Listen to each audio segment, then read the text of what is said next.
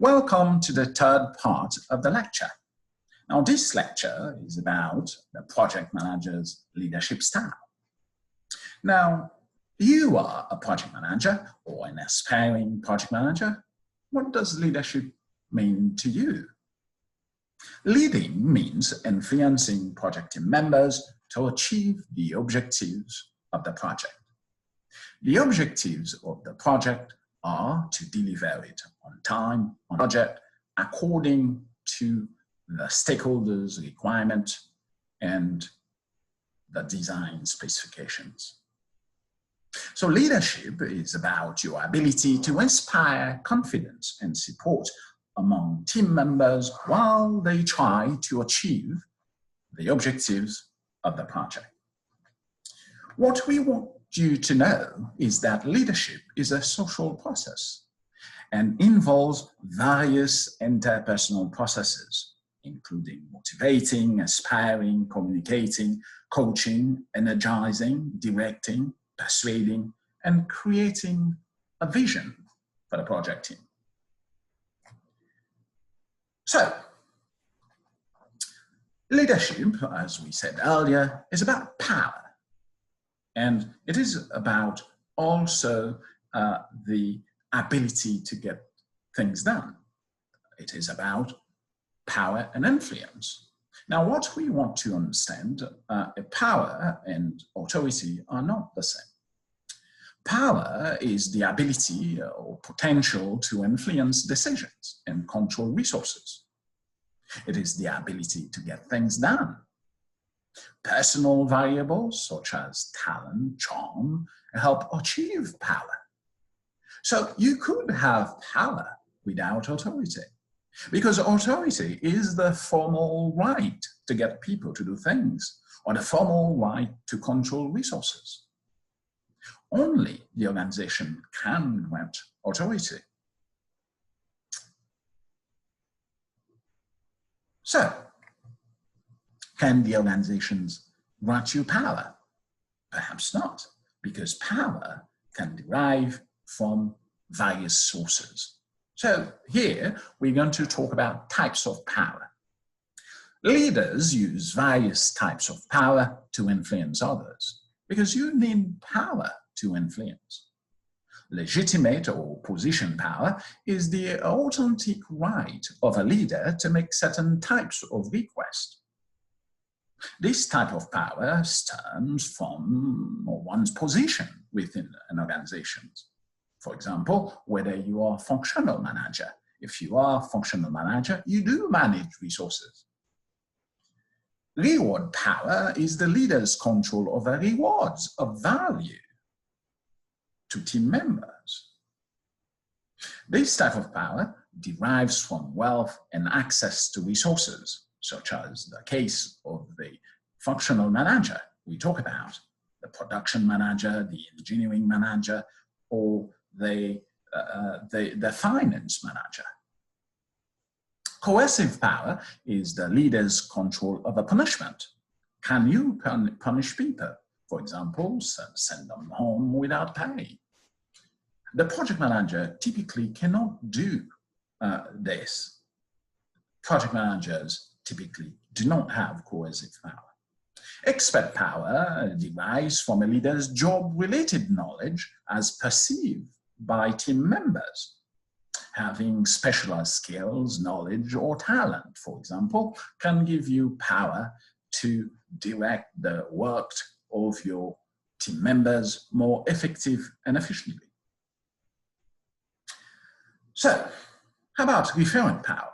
Referral power refers to the ability to control based on loyalty to the leader and the group members' desire to please that person. Having charisma, for example, the ability to connect, develop networks and social relations are examples of referral power. When you develop social relations and networks with your team members, they are more likely to assist you and work more effectively and efficiently towards the goal of the project. So, in this part of the lecture, I'd like to establish the difference between a group and a team. What is really the difference? A group is a set of two or more people who interact. Mere proximity does not make for a group. People may work next to each other. If they do not interact, they do not form a group. People form a group whenever they interact, even if they are working at cross purposes. In other words, they are not working toward the same goal. A group may be formal or informal. A team, on the other hand, is a type of group in which members are, one, are committed to a common goal, and two, have expectations of each other's performance in the pursuit of that goal. That is a team.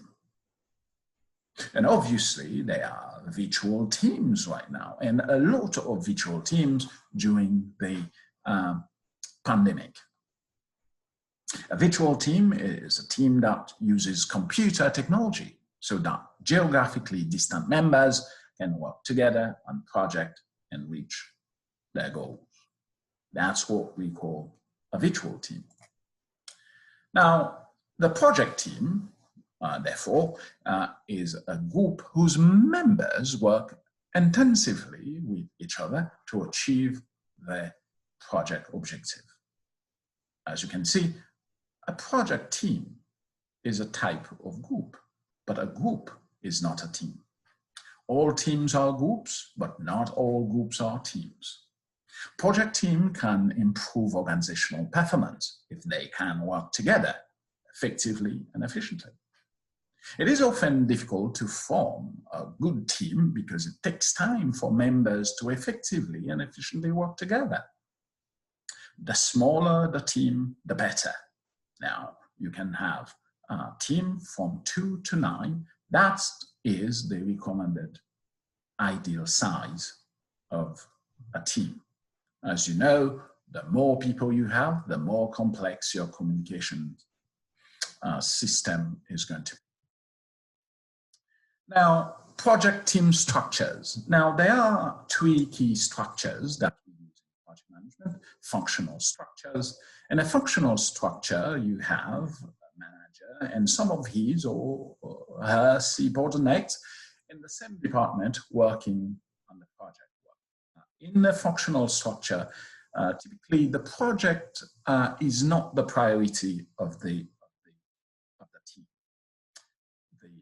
Their daily activities will be their priorities. They are more likely to work part-time on the project.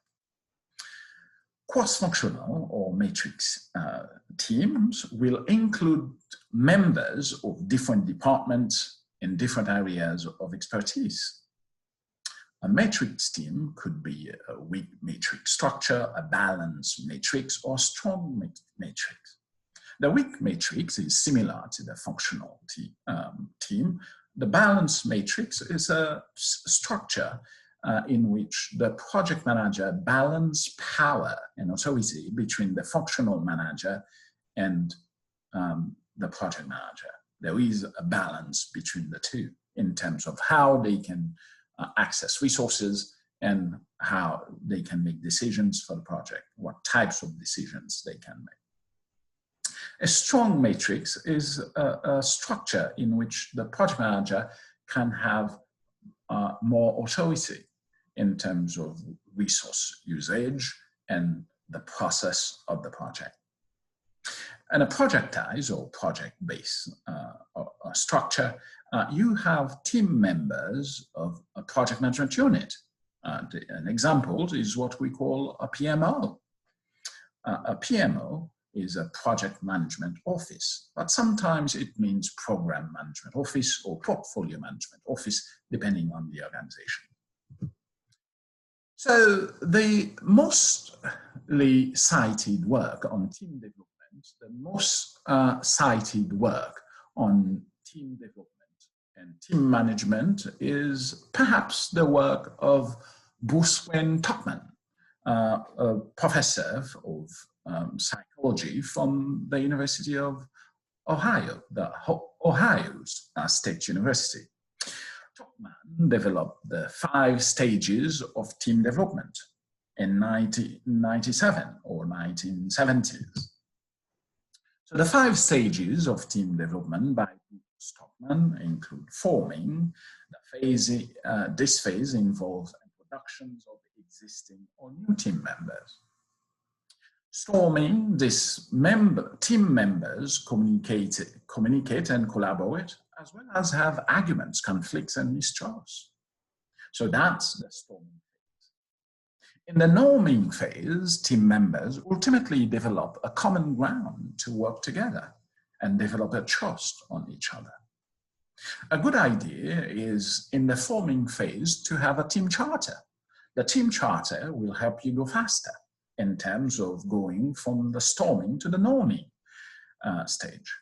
But the norming stage is also the phase where people start to understand the charter. What's in it? What are the expectations?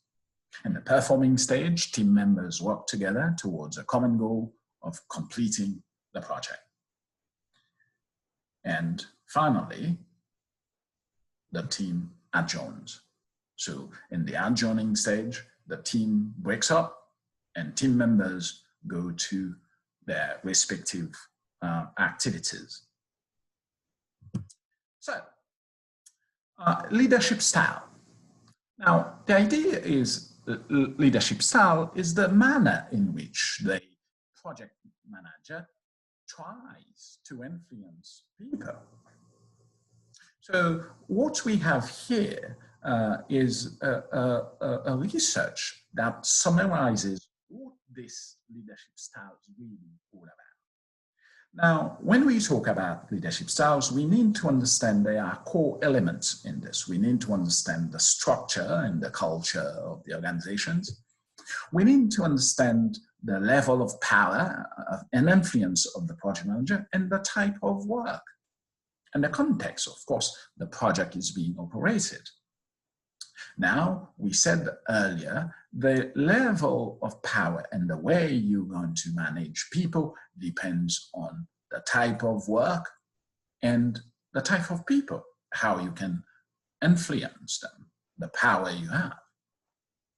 And what we need to understand, we need to understand the behavior of team members here. From the top of this figure, a behavior is functions of personality and the environment in which people are being managed. So we need to understand the project environment, the organizational environment, and the personality of the team member involved. Team members will have different personalities, so we have to understand how they behave individually and how they behave as part of a group. This is very important to manage team. So now research on leadership style have produced different theories and different names and different ways to practice leadership. Contingency theory and situational theory of leadership believe that the leader you need depends on the project. So the project leader should be dependent, contingent to the project. So in a situational leadership, it's mean the same thing. It's not only the project, but also the people you are managing in the project. And for this reason, we say that on a spectrum, leadership styles could be considerations, behavior, or initiating structure, which means more task-oriented. We could be employee-oriented or production-oriented. We could be relations-oriented or task-oriented. We could apply a theory Y in which we are relations-oriented, or a theory X in which we pay more attention to the task. Here I give you different words they use for the same things. Considerations, behavior, employee-oriented, relations-oriented, theory Y, are all terms or phrases used to say you actually tend to focus more on relationships.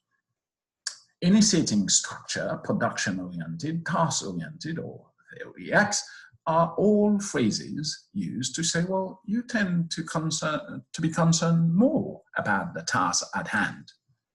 So the effective project manager will understand the context in which the project is being carried out, the type of work, project complexity, etc., and will select the type of leadership style that will work in that particular situation.